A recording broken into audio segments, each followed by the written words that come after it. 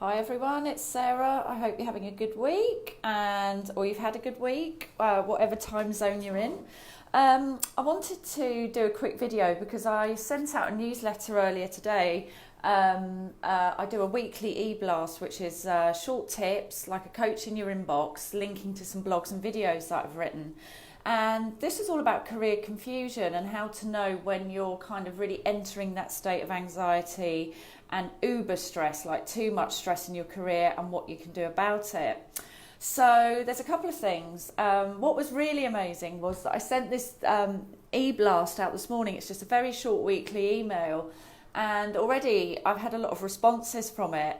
One lady in particular that wants to look at her whole career journey at the moment isn't sure of her direction, so I'm going to be speaking to her over the weekend when she's not working to help her kind of work through that.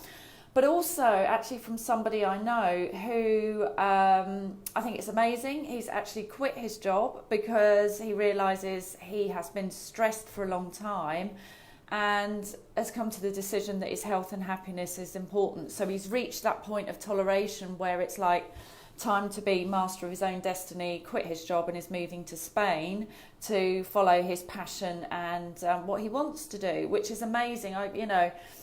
It's nice to be in a position to be able to do that. We can't all always do that, but I think it's absolutely fundamental to recognise that what is the difference between just being a little bit unhappy and kind of a bit niggly and a bit unsatisfied with work, and what is really tipping into your sort of stress. So I would say if you're experiencing things like not being able to get out of bed and it's happening on a regular basis, i.e. not just now and again, and not just like, when you have those days and it's sort of like, this person really gets on my nerves, or there's too much noise in the office and I can't cope. I mean, I'm in quite a noisy place today because I've been coaching in London, but I quite thrive on that environment. But it might just be that there are things within your realm of control or influence that you can change, and it's just something that's a general niggle with where you're working or perhaps some of the work that you're doing. But actually, if you're finding that you've got a persistent negative mood, that your reactions are becoming unhealthy. So an unhealthy reaction is where you're just reacting and not thinking about it. So I don't know what that looks like for you. Is it kind of slamming things? Is it swearing? Is it feeling anxious a lot? Having outbursts, arguing with people? It could even be being apathetic or withdrawn and lethargic. There's so many different responses to stress, but it just makes stress is really when it's we all have these acute periods where something's happening and it is quite stressful, or more chronic periods where it's going on for a longer period of time, and that's where you really might need to seek some medical help. What I'm trying to say is all of our responses to stress are very individual and very different, and they might be different at different times. So if you feel that you are feeling overwhelmed, just a persistent negative mood, that's how I would describe it. And I'd recommend you start keeping a journal about what causes you to feel that way. Is it, and sort of see if there's any patterns, and write down how you respond to stress or what some of the triggers are. So that could just be something that you do on a regular basis anyway, if you notice that you are getting stressed or you're more worried about what's happening. So keep a journal and a log about, how you respond, what sets it off, and then just figure out if there's something that you can fix and control about that. So that's sort of one of my top tips. As I say, some of this is in the weekly e-blast that I sent out. But I mean, if it's going on for a long time, then definitely track it and definitely find ways to mitigate that stress. And that might even mean, doing what my friend did today and wrote to me. I can't believe the response I got from my news blast this morning, just saying, I've quit my job. I really have to prioritise my health now. So it can be as drastic as that. Not always. It can be about finding ways to deal with stress, or it can be getting some outside help. So I do a lot of mentoring and coaching with people, as you know. But it might well be speaking to your supervisor at work or who you're working with to say, actually, do you know what? This is what's stressing me out. This is what's making me unhappy at work. And it might be about realigning expectations, your role, your objective of your roles, the goals and your criteria that you're expected to meet. Or it may well be that actually there's a skill set development that you need. Or even, and I've coached people on this a lot before, and I've found it myself in my career, being bored is actually really stressful. It sounds great, you know, who wouldn't want to sort of have a fairly steady, easy work pattern? But sometimes for people, particularly if you're quite a driven, motivated person, that can be quite stressful because your mind is not being engaged. So there's all sorts of different reasons for it, and you'll have your own reactions. So what I'm saying is keep a journal, figure out what kind of tips you over that point of outburst or withdrawing, what your responses to stress are, and then try and find healthy responses. So it's very easy for us to rely on, I don't know, whatever it is for you. Could be spending, overeating, alcohol, and sometimes we let slip the very things that could help us, like exercise and seeing friends. So just make sure you're starting to cultivate healthy habits to deal with stress, because let's face it, a certain amount of stress isn't bad for us, but when it's prolonged, and if you're going through that difficult time at work, then definitely have a real good look at what's happening and figure out, do you know what, am I fundamentally unhappy in what I'm doing and it's stressing me out and it's time for a new role or it's time for a new career? Or is it there are a few things that I've noticed by writing down how I deal with stress, what stresses me, what makes me anxious. There's a few things that I think it's about me and my reaction and how I deal with stress, because it's likely that those are things that you might find in your future roles as well. So, oh, hello, I'm just going to say hello to Mark, who's just joined the video. Hello, hope you're having a good Friday. And hello to everyone that's joined. Lovely to sort of see you on here. Okay, so where did I get to? Oh yes, speak to your boss as well and get some help. A lot of people come to me when they're at crisis point, and there is nothing wrong with asking for help if you are dealing with stress or suffering with stress. It's not a sign of weakness at all. There are so many different coaches, consultants, people out there, mental health charities, you know, that can help you find a way through any kind of stress you might be experiencing. There's a lot you can do for yourself, but if you are worried, then definitely go and see your doctor and start keeping this log about what stresses me out. Are there regular triggers? And how do I react under stress? Because if you know, do you know what? I tend to like withdraw and not do anything and become quieter than I usually am. That might be okay for a while, but if you start doing it a lot, it's good to be mindful about that, aware of it, and think, do you know what? I'm withdrawing a lot. I need to be aware of that and try and, even if it feels like you're forcing yourself, interact with people that are going to uplift you and make you feel a little bit better, and where you can maybe offload about how you're feeling. Another key thing that I see with a lot of my clients when they're very overwhelmed or stressed at work is not setting boundaries. So, and actually I can relate to this myself. I've got the dubious accolade of somebody saying to me, I've never had an email from a client at 4 a.m. And this is when Blackberries, I don't know if you remember, Blackberries were first on the market. And I don't think we I certainly didn't. I hadn't set my boundaries with mobile technology. And I thought, oh my God, that's not good. I'm doing emails at 4 a.m. And I hadn't set my own boundaries about, you know, when I'm going to be available, when I'm not available. The problem is, if you make yourself available 24/7, there's an expectation you're going to do that all the time. So you end up creating a problem for yourself. So I definitely learned to sort of reset my boundaries. And I see that a lot with people I'm coaching, in terms of they're very overwhelmed, very stressed. And it's like, actually, it's a simple matter of being really clear about what's being asked of you, being really clear about what help you need, being really clear about deadlines and priorities. And I mean, I've coached a lot of people that don't even have a role description or a job description or criteria, which surprises me. If you don't, I suggest you kind of get that all written down and clear, so you know what you're supposed to be focusing on. And also that, you know, if you haven't got it, write it for yourself, because then it's in your gift to sort of help shape your own destiny in a way. I wouldn't necessarily always wait. I've had situations like that in my own career, as have other people that I've been working with, where I've actually written my own job description and my own role profile and my own goals. And sometimes my bosses ask me to do it because they're just too busy, or sometimes they don't really know a lot about the functional area I work in. So there's nothing wrong with doing that, but it's about setting boundaries and being really clear on those things. As I mentioned, speak to your boss if it's a skills gap that needs filling, or there's something that needs to change in your role. Just speak to your boss. As long as you've got a good, healthy relationship with them and you're not coming at them with a litany of complaints, but in the process of, do you know what, I want to improve, I'm feeling I'm stressed. We talked about getting help, talked about developing healthy responses such as exercise, noting when you feel stressed, how you experience stress, writing it down in a journal and making sure that you're aware of that.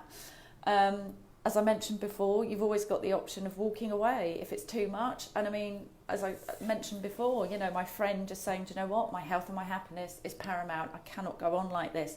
Because what happens very often is that, as I'm sure you know, our career, although it's a segment of our life, it's one of those areas where it can bleed into other areas of your life. So, for example, I was coaching someone last week, and she came in and said, I'm really shouting at my kids. I'm not being a great partner or wife at the moment, and it's due to work. And with a few hacks and within a couple of hours of sitting together and working through everything, we helped her set boundaries and helped her get some more coaching at work so she could deal with some of things immediately. And now we're looking at, now we've dealt with those things, what's the longer term plan in terms of moving her career and reinventing it to something else? So you can do things in the short to medium term, but sometimes it is about a career reinvention, and that's fine as well. We can end up having angry outbursts, taking it out on people that are closest to us, unfortunately. So that can be very difficult. Find ways to relax as well. I know that sounds really basic and it's like, oh, that's easy for you to say, but find ways to relax. I mean, how do you like to relax? Is it, I don't know, just doing nothing, like literally watching box sets, binge watching? It's no surprise that it's so popular to binge watch. We're all running around, and why not just sort of find something that helps you relax, but also have a think about your breathing, which I know sounds basic, but when we're stressed, we can breathe in a very shallow and short way. So we're like, and that exacerbates the stress because we're not taking in proper deep breaths. We're not oxygenating our blood. And what's happening is that the stress hormones, adrenaline and cortisol, are flying around our body. They're giving us lots of energy to deal with the stress, but we're not expelling the stale air in our lungs, in our body. So if you can do nothing else and you're feeling stressed, just stop, take a very deep breath, take deep, slow breaths, slow down your breathing. That is an immediate thing you can do.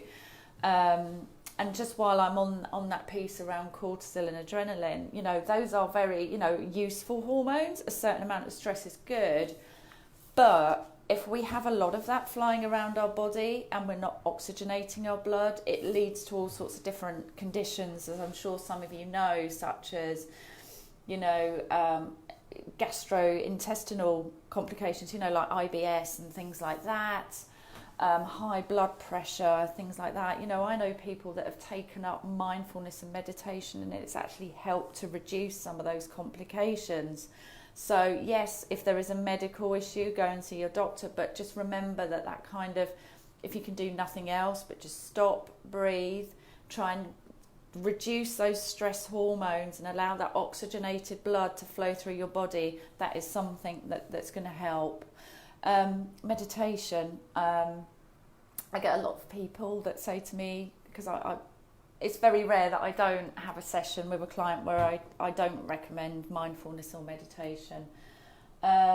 What these practices allow us to do is to slow down and understand what's going on in our heads, because very often it's like a spiraling effect. We end up thinking really quickly, talking really quickly, doing everything really quickly, when actually if we just slow down, meditation, if we do that, even if you just start with a few minutes a day or a minute or whatever you can do, then that will reduce those stress hormones I talked about. It will slow down your breath, and it also slows down your thinking, so your mind isn't going kind of chat. You're giving yourself space between the thoughts, and it is amazing. I remember when I first started meditating, God, about 20 years ago now, I think. I just thought, gosh, I can't do this. I can't bear not having any noise. But if I don't do it now, I miss it. So it's completely changed. And what I noticed was, just by doing a few minutes at the start of every day or in the evening, I was able to kind of understand what was going in my head, because I wasn't just running from one thing to another. I was stopping, I was slowing down, and it just gave me that space. And what I found, that in my real life, that translated to being aware of how I am dealing with situations and reacting, or choosing a response rather than reacting. I had somebody, again, the other week, who had said, I really shouted at my son, and I thought about what you said, Sarah, and you said about making the choice between reacting and choosing a response. And I realised that I reacted in that moment because of my stress, because of stuff that was going on at work. I didn't kind of choose my response because I didn't think it was possible. But because of some of the techniques we'd talked about, she learnt to slow down, choose her response, and she actually said, you know what? I went up and apologised to my son, and I said, I'm really sorry that I reacted in that way. I wasn't thinking, and that wasn't fair on you. And she said, you know, you should have seen the smile on my son's face. He was like, thanks, Mum, I really appreciate you saying that. So just learning to, you know, meditate for a bit, being mindful, you know, that kind of moment to moment, choosing your reactions. You know, we're not all superheroes, you know, and we all have our moments, you know, we all do it. We're all human, but not all the time. So just try and slow things down a bit. And with meditation and mindfulness, it just gives you those seconds to stop and think. And also what I found is, with meditation, perhaps I should do a whole separate video on this, with meditation, that it's a bit like riding a bike. When you first ride a bike, you're wobbly and you fall off. It's a bit like that with meditation. You kind of get into it like anything else that you do on a regular basis. And it means that you can do it when you're not sitting there like that, so to speak. So you can do, I've often meditated when I'm walking down the road, which sounds weird, but you can get into that zone of being meditative and just calming things down. It reduces those stress hormones, that cortisol and adrenaline that we don't want constantly running through our bodies. Sounds hashtag obvious, but yeah, taking regular breaks at work, you know, sometimes we all have busy periods and it's like, oh my gosh, it's just fast, but take breaks, ask for help. I'll recap some of the tips I've given you at the end.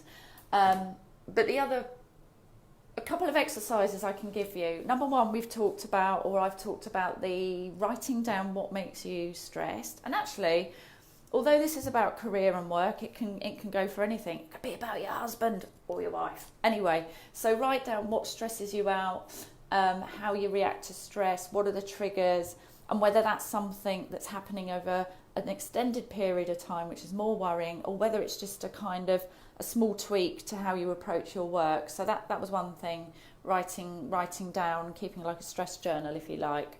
But also write a list of, if you're feeling regularly unhappy at work and dissatisfied, then why don't you write down a list of what you're tolerating, in terms of, this is really what I'm putting up with, and just see how long that list is. And maybe you want to write down about what you love about your job and figure out, okay, well, how can I balance this up more? Because guess what? If your list of tolerations is like that, sorry, I should do that.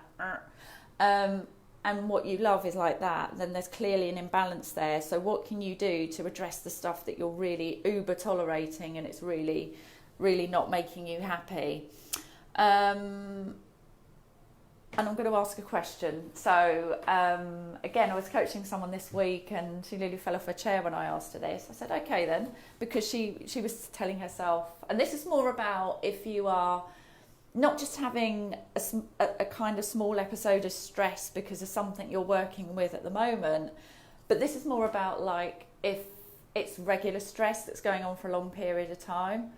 What job would you do if you didn't have to get paid? And like I say, I use this particular question, which is quite powerful, with a client this week, because she kept saying, oh, I don't know what I want to do. So I've banned that phrase from her vocabulary. It's like, stop saying that, because the more you say it, the more that you kind of program your mind to think, I don't know what I want to do. So think about, what would you do if you didn't have to earn any money? Now, yes, you might say, I want to be a judge on X Factor, and maybe that's a possibility for you. But it will, even if it's not, if it doesn't feel realistic to you, you'll get some clues about what kind of things you like to do. And with this particular client, it's become very clear that she needs to move into something that's a lot more focused on music and creativity. And when I asked that question, she went, oh yeah, that's easy. I would do blah, blah, blah, something in music. So now we're honing that down and investigating her next career. Okay, some of the things that can stress us out at work can be boss, salary, lack of growth, not being challenged, not having support at work, working long hours. So those are the typical things that people come to me with on a day-by-day level, but sometimes it's much more than that. It's much more about, I just hate what I'm doing and I need to change. So whether it is that kind of short term, I think I need to deal with things better, or it's more of a, I don't know what I want to do, or I've got a vague idea what I want to do and it's just not this, and it's regularly making me stressed, then that's also something that I work with people on. As I say, every week I send out a little email news blast. So that's a weekly email. It's like coaching your inbox. So if you want to receive that, drop me a DM on Facebook, or drop a note in the comments and I'll happily send that to you. It's only short, takes a couple of minutes to read, and there's a link to a video and usually a blog where I've got some tips that you can learn about. So talked about the things that stresses you out, talked about what causes stress, which is adrenaline, cortisol. We talked about how you can immediately improve that stress level by breathing deeply, slowly. Some other tips about, looking at meditation and mindfulness, so you learn to slow down your responses and not get caught up in the stress and feeding that cycle. So those are definitely a couple of areas I would look at, even if you are like feeling, I can't do that. It's all right, nobody needs to know, you can do it in secret. I've actually meditated on the toilet before, just to let you know. So when I've been feeling a bit stressed, but don't tell anyone else that. Okay, setting boundaries at work. So being really realistic about deadlines, not being on the go 24/7, taking that detox from your phone. Just because we've got mobile technology doesn't mean we have to be on it all the time. Speaking to your boss about whatever it is that's causing that stress and seeing if you can get some help and support. Definitely getting help and support, particularly if you feel like it's affecting your physical health. Finding healthier responses, so not going out on a bender or eating a takeaway every night for 2 weeks, but maybe finding exercise or being around positive people. What else did I say? Keeping a journal. Yeah, really, I think that's really important. We're all very different and how we react is very different to stress. So keep that journal about what it is and how you react, because then you can spot patterns and go, whoa, I'm going into that zone of, being quite stressed over a sustained period of time. Food and exercise is key, of course. Being around people that are going to uplift you. I like to think of those people as your radiators rather than your drains. Taking regular breaks, as we mentioned, being clear about your goals and your objectives. So I've covered quite a lot there in terms of identifying what stress is, what can cause it, how I've helped my clients, whether it's a short-term piece or a longer-term piece or both.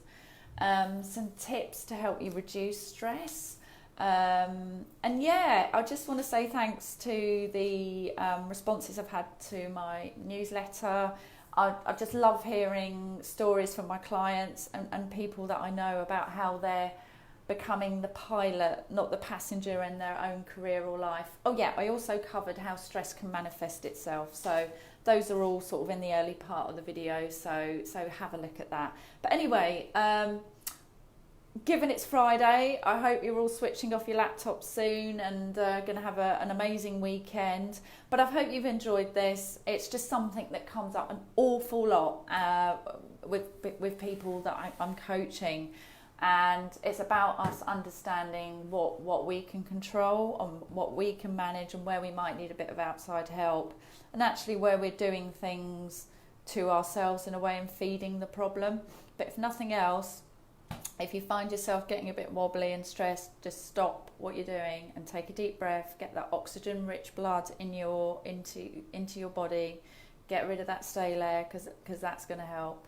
But anyway, thanks for listening, everyone. And yeah, this video will be on Facebook, obviously. Feel free to dip in and dip out. And I'd love to hear from you on my page. All right then, have a great weekend. Bye.